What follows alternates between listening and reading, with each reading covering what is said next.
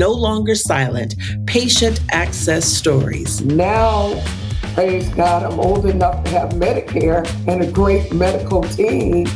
And even then, my primary care has had to fight for me to get good health care. We're getting loud with the one, the only, my mother in ministry, my confidant, Reverend Carolyn Habersham. She's a preacher, she's a teacher, she's a patient advocate, and a more than 20-year breast cancer overcomer.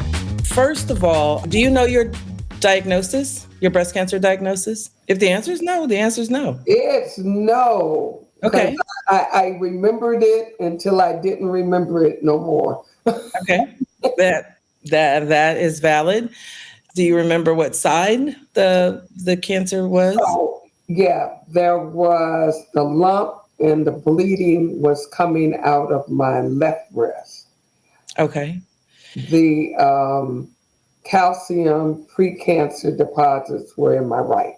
Okay. So do you know if you had a bilateral breast cancer? So breast cancer in both breasts?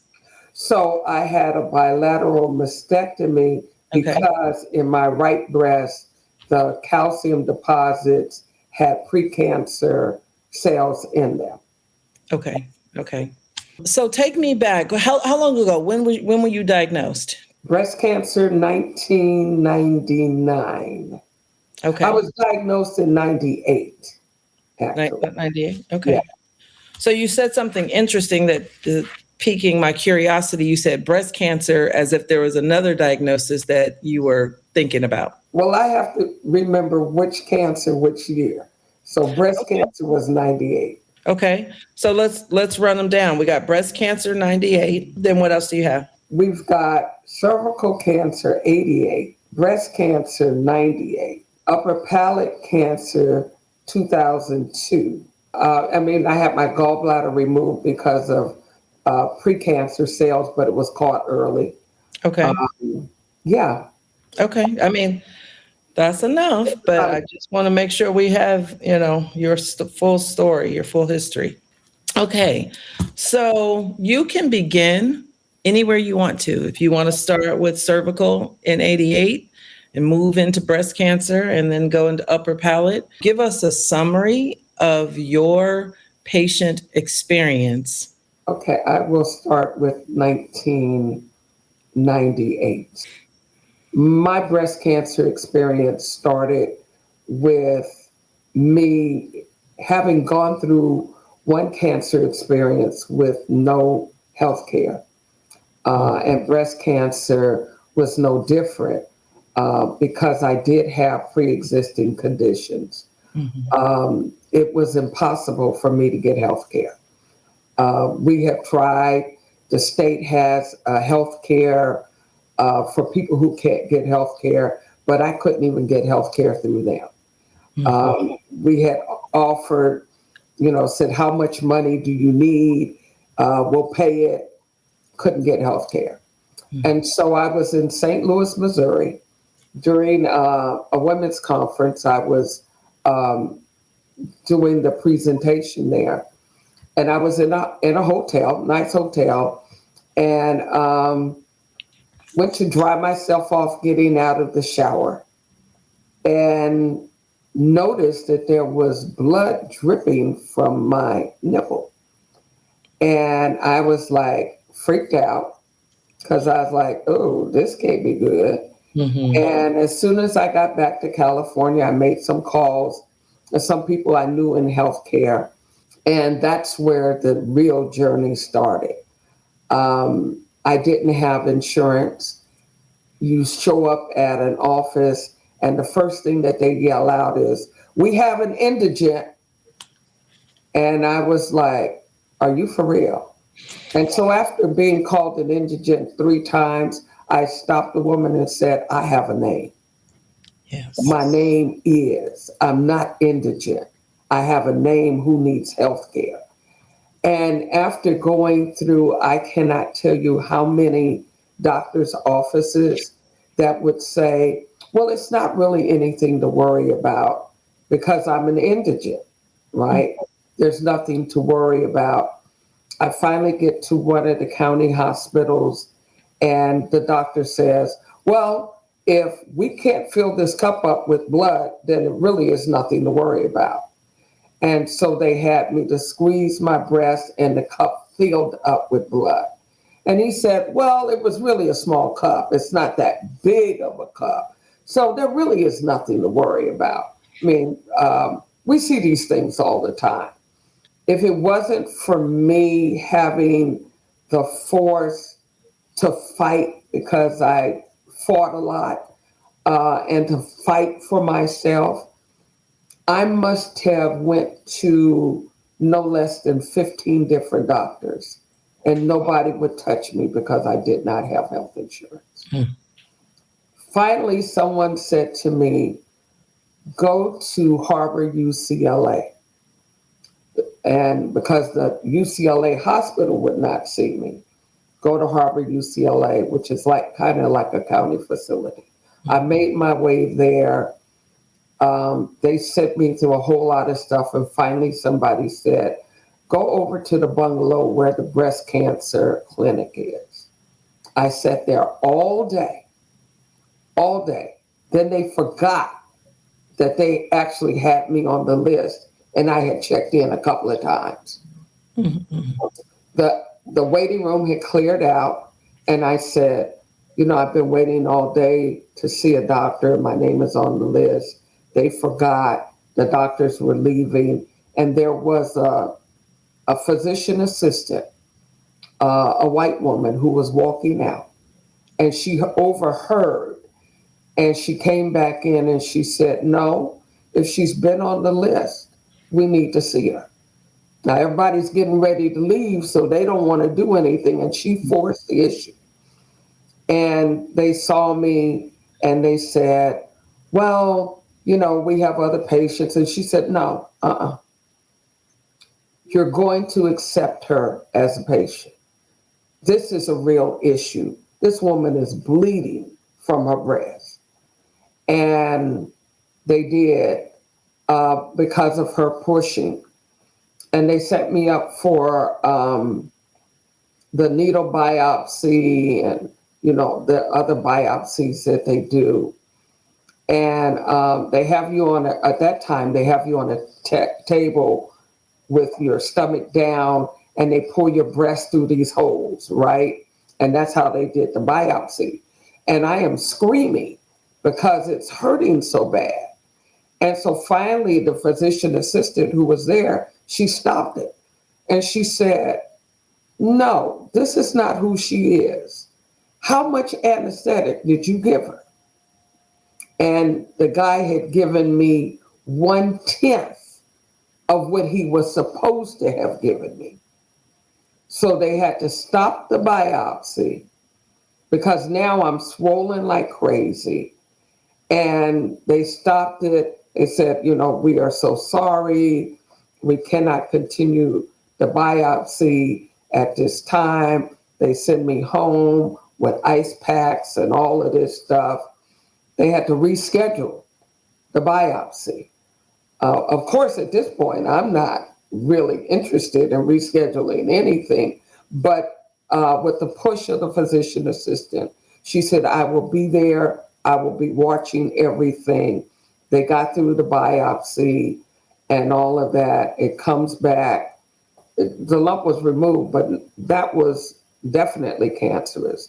But there were also calcium deposits, which had precancer cells.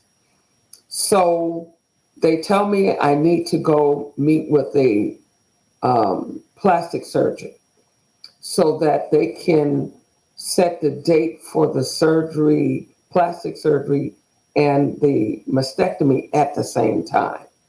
My doctor says I will not do a mastectomy unless there is a reconstruction, because I've had women and they don't get over not having reconstruction, and I just will not do a surgery without reconstruction. So they set me up for the plastic surgeon on that day. I go right out of there to the plastic surgeon. which I think in all of my medical experience, it was probably the most humiliating experience I've ever had in my life. It was a young white woman, and they put you in this room, and she's got this camera, and she's telling you to, undress. I don't have a problem doing that. And she's taking pictures, and she's going, is that a scar or something? I don't think we can use any of that tissue. Yeah, we're not going to be able to. And it was just really demeaning and degrading and dehumanizing. And then she says, yep, you're not a candidate. And I leave. I have an appointment with the surgeon about an hour after that. So I am so in shock. I go to my car. I get to my car and I get right to the handle of my car to open the car door, but I break. I just break. And I am standing out there, I'm crying. People are saying, are you okay? And I'm like, I just don't want to talk. All I wanted to do was get in my car and hide. That's all I wanted to do. Be left alone, hide. I get myself together. I go to the appointment with the surgeon, and they said, okay, when can the plastic surgeon do the surgery? And I said, he can't. And my doctor turns almost blue because he has just given me this whole spiel about women don't heal emotionally. And so now he's trying to figure it out. And so now their decision is, why don't we just wait and see? And I'm like, wait and see what? What are we waiting to see? And he's going, well, let's just wait and see how this plays out. And it was the physician assistant again who said, she wants the surgery. We are not going to play with her. Let's book the surgery and get it done. And they booked the surgery against what they wanted to do. But they did book the surgery for a bilateral mastectomy with no reconstruction. The physician assistant was with me every step of the way. Thank God for that, because she was the calming factor in that they barely came in and talked to me. They barely told me what was going to happen. It was kind of like, okay, we got to do this. We're going to rush you through this. They did the surgery. I come out of surgery. I'm noticing I don't feel right, but I can't articulate what it is. They get me up. I almost pass out. They call the doctor. The doctor comes in and they're looking at the bulb, that is attached to me from the surgery. And they're like, this is not good. And so immediately they unplug me and they're running down the hall, me in the hospital bed, running to back into the operating room. There is someone in the operating room. They're getting ready to operate, and they evict them out of the operating room. They said, you got to get them out of here. Get them out right now. We got to get her into surgery. And they moved me into surgery because something had come undone and I was bleeding internally. And so they had to go back in. So in the span of so many hours, I had 2 major surgeries. I was in the hospital for about 5 days. I go home. The aftercare was not good, except for this PA. She kept making sure I had what I needed. And so that experience helped me to understand just the depths of how we are treated as Black women and not having insurance. And most people didn't understand that there were many of us who could not get insurance. It was not until Obamacare that we were able to get insurance. So my breast cancer journey was definitely difficult coming through the surgery, But after the surgery was where the real work for me began, because I just wanted to have the surgery, get it out of me, da da da da da. But then there was having to make decisions, and they were not I didn't have the best choices because I didn't have insurance. And not having insurance means that you are not monitored, you're not given resources, you're not told how to take care of yourself. You're given very basic things to kind of keep you out of the hospital, but we don't want you coming back this way, is kind of the message that I received. After I came through that process, there was no counseling help offered me, and I needed counseling in the worst possible way. Having gone through what I felt like was blatant racism, being treated like a non-human being, being treated like just a source of tissue. That spurred me into wanting to fight for people who did not have health care. I did make it through. I did get through. I am still here. But the challenges that I continue to face as I've gone through my healthcare journey have not changed since 1999. I shudder to think what women who came after me had to deal with, and if they didn't have somebody fighting on their behalf. Just even now, even in today, I still fight for good health care.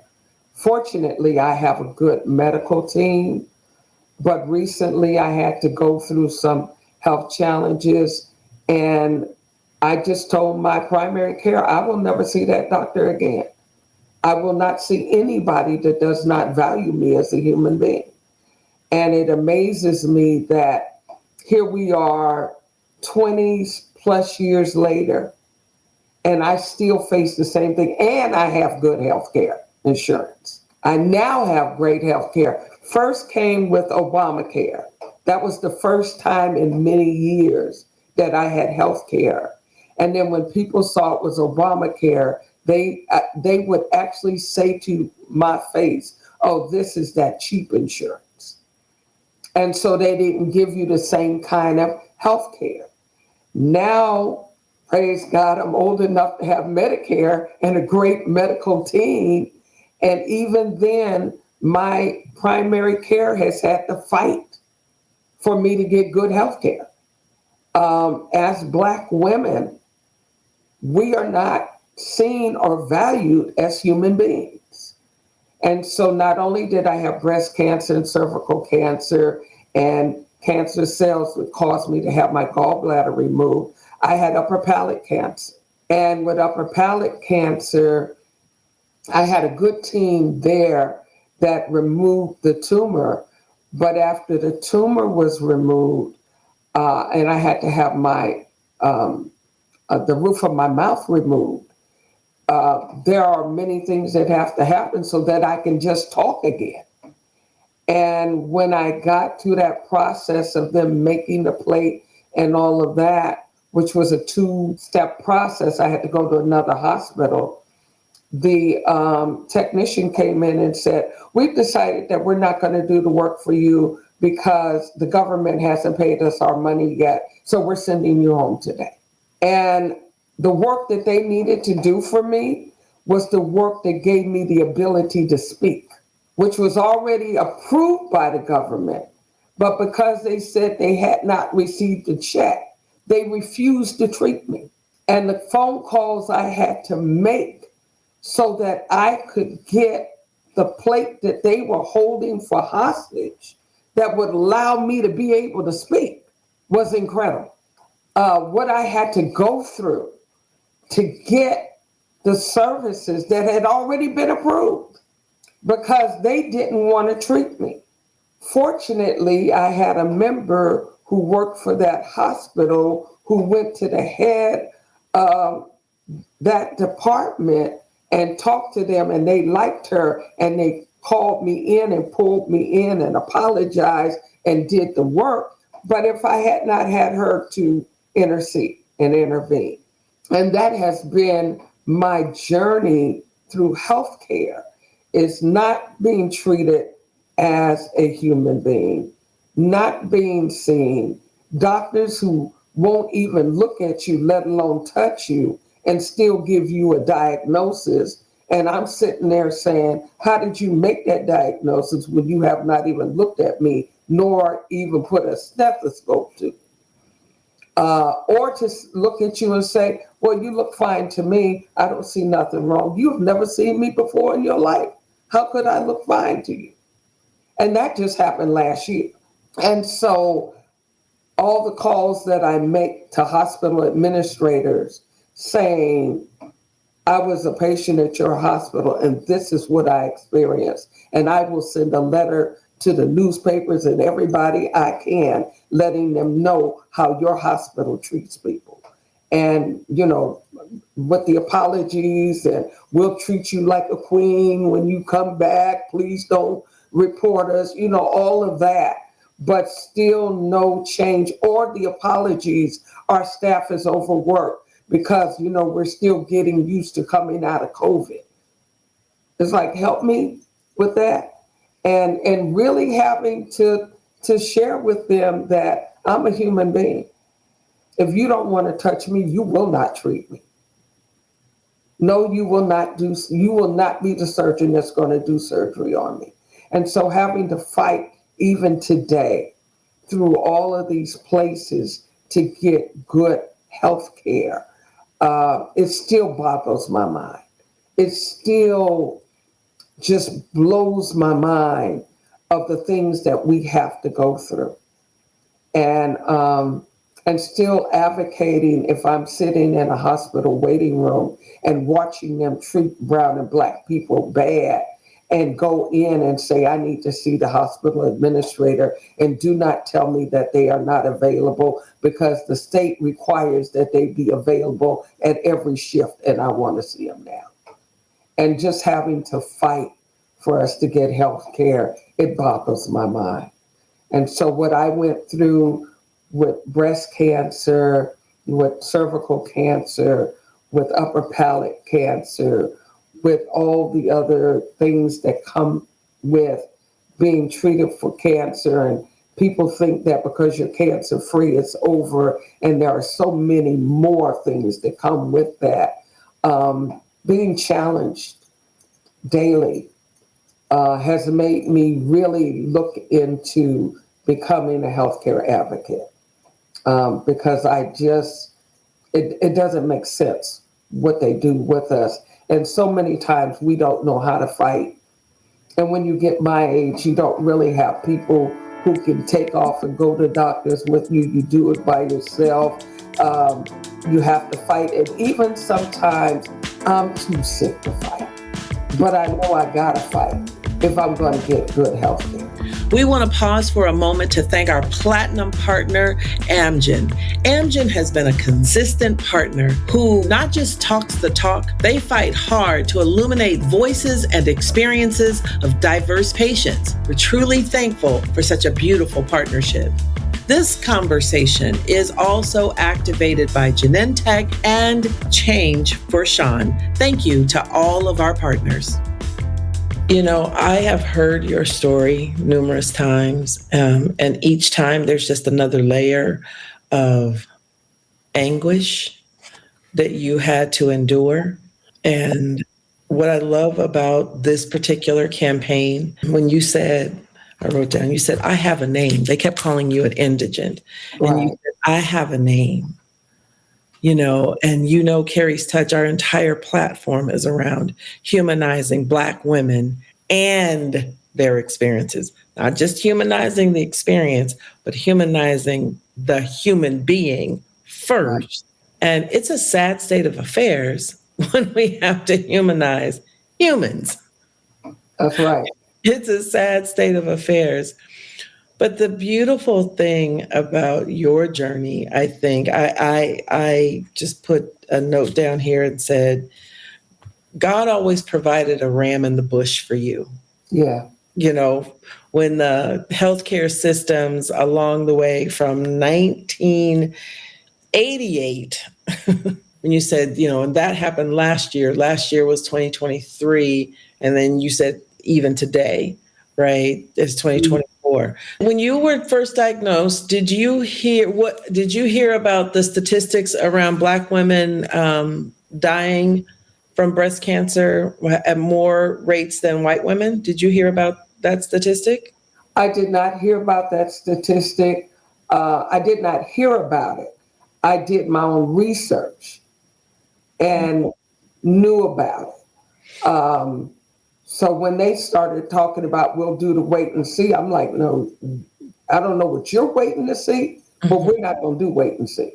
And what was the statistic with your research? What did you find?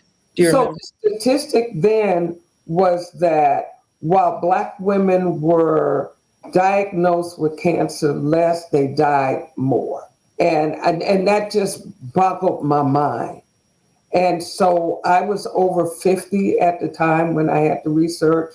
When I had the surgery, or close to 50. And I knew the research said that Black women over 50, if they've had one diagnosis, they're more likely to have another. And so when they knew that there were calcium deposits with precancer cells in it, and then they decided, well, okay, we'll do the mastectomy on this side, but we'll leave this side. And I was like, yeah, that's not going to happen in this world, because I'm already pushing 50. Mm-hmm. And statistics say that it's more likely to be positive in the next couple of years. So we're not waiting for that to happen. What gives you your fight? What drives you? As I always say to people, whatever it is that we're angry about, it didn't start there. My fight actually started as a child. And so, because I didn't have words. I didn't have words to speak what I was feeling. And so I fought. And so I just grew up fighting. And I just kept fighting. And now my fight is not with fists, but it is with words. And it is in action. And so I fight with a purpose now. What motivates you? Injustice, particularly against people whose skin has been kissed by the sun, and we are treated bad just because. Like, I've walked in the doctor's offices, and you could tell that the minute they saw me, because my name does not say who I am, Habersham, they automatically expect it's going to be somebody else. And so when I walk into the office, you see it with the staff, you see it with the doctor, and I usually walk right out knowing that I will never come back. What gives you the courage to walk out when you need health care, when you've had a challenge even getting health care coverage, and yet when you are faced with injustice or racism, what gives you the courage to be able to just walk out? So I grew up in the 50s. I graduated from high school in the 60s. We marched. We went through all that we went through. We marched for the right for women to wear pants. Okay, because during that time women couldn't even wear pants at school. Right? We marched for the right to be able to do that. I think that was innately ingrained in me. That so there were two things ingrained in me. The doctor is always right because they're the doctor. But then I grew up in the age of Jim Crow, racism, all of that, and fighting. It was so obvious that I was being treated like a non-human being. I had the choice to take it or fight. And I wasn't going to take it. Not when my life was in danger. I knew bleeding from the breast meant that my life was in danger. And I think that knowledge made me fight harder because I was fighting for my life. And I remember saying to a doctor one day, you don't have the right to determine whether or not I'm going to die. That's not your right, and I will not give it to you. And so the more I fought, the more I gained my legs underneath me, and the more I could stand up and say, oh, you can, the more I could say those things. As a theologian, how do you reconcile God in the midst of suffering? Hmm. I think I learned that lesson best when I was suffering through breast cancer.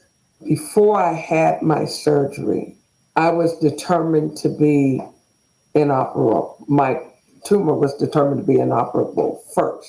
I was in ministry and ordained when I was first diagnosed. I was ordained in 1998, and I was actually in October, and I was diagnosed in November. And so November 12th, 1998. And that journey, as much as I had been preaching about God, I didn't know that I was preaching what I heard and not what I knew. It was my breast cancer journey, really, that put me deep into what it meant to trust, because prior to that, I was a completely non-trusting individual. What it meant to trust, what it meant to love, and what it meant to be loved. Because I was in so much pain, I had to call out to God in my pain. And there were a lot of pain medications that I wasn't allowed to get because I didn't have insurance. And so you only get the bare minimum. You don't get what other people get. And I was in an excruciating amount of pain, and all I wanted to do was die. And I asked God to take me because the pain was too much. And it was in that moment of believing God would allow me to die, but God stepping in to give me courage and things that I never knew I had. It was birthed in that darkness. It was birthed in that suffering. It was birthed in that pain. And while I can't really articulate it and explain it, that was the place where my theological understanding that I have today was birthed in that place. The rest of it grew as I walked through these journeys. But it was birthed then in suffering. So how do I see God in suffering? I came to understand at that point that there is never a place I am where God is not. Because there were times when I was in so much pain, I knew that God literally took me out of my body to allow me to rest. Even though my body was still paining, God took me out so that my body could rest and so my brain could rest, my heart could rest before depositing me back in there to continue with the fight. And so there were some things that I knew about God that I learned in those moments that I never knew before. Ooh, ooh, wow. I'm just going to take a moment to just let that sit. That's heavy. That's beautiful. It's profound. It's healing. Thank you. Is there anything that you want to say that you haven't said yet? The journey is hard.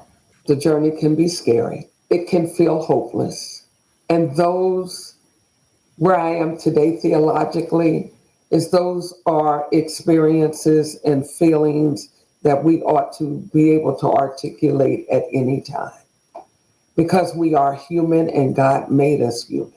And what I learned about God, I think, in that point is that I could be angry with God, I could cuss, I could say, I ain't never gonna serve you again, and all of those things, and that God was not angry with that. God honored that because I took the time to be honest with God. And when I understood that, that freed me to understand that my relationship with God was real. And what God wanted me to do was be real with God. And so it was okay for me to say, and I do even today, we ain't on good terms today. I can do that and know that I'm not going to be remanded to hell for doing it. The other thing it did for me was completely shifted my theological stance on many things, because it helped me to understand that the box I had God in and that I had been taught to keep God in was so stupidly small, it was crazy. So it helped me to blow up the box and not have a box at all. And to understand that many of the things that I had been taught and had been teaching probably had nothing to do with God at all. And so I needed to be bold enough to switch my theological stance publicly. And that journey taught me to be bold enough to switch what I used to say and to say publicly, this is what I used to say, this is what I now understand. And to be okay with people who didn't understand it. Wow. So many things just happening in this last few minutes. Thank you. just thank you. I have a next round of questions. They are intended to be a lot lighter, and they are intended for the response to be whatever the first thing that comes to your mind. Which do you prefer, day or night? Day. Chocolate or vanilla? Vanilla. Breakfast or dinner? Breakfast. Shopping in person or online? Online. Last question. What brings you joy? Life. Yeah. Life. However, whatever form it comes in. Even the tough spaces, the teary spaces, those spaces where you're crying and you can't stop. I've lived long enough that they bring me joy because it's still life. Mother Carolyn, what can I say? I have been forever blessed since that moment you poured into me over 20 years ago when I was a young budding preacher and trying to understand and discern my call to ministry. You have been a gift to me, and you are a gift to so many others. Thank you, thank you, thank you for your boldness, braveness, and tenacity and will to live and to fight for your life and to fight for what is right. I just pray God's blessings on you, and I pray that God blesses you on top of the blessings and then blesses you some more. Thank you, thank you, thank you, and be well. Thank you to renowned virtual photographer John Keatley and his incredible team. A special thanks to Photos by A Love LLC, April Jones, Retouch Artist, and to the dedicated Carrie's Touch Tribe for your unwavering support in helping us create stories that heal. And another big thank you to our platinum sponsor, Amgen. For more information about these stories and other survivor support and advocacy information, visit us at our website at www.carriestouch.org.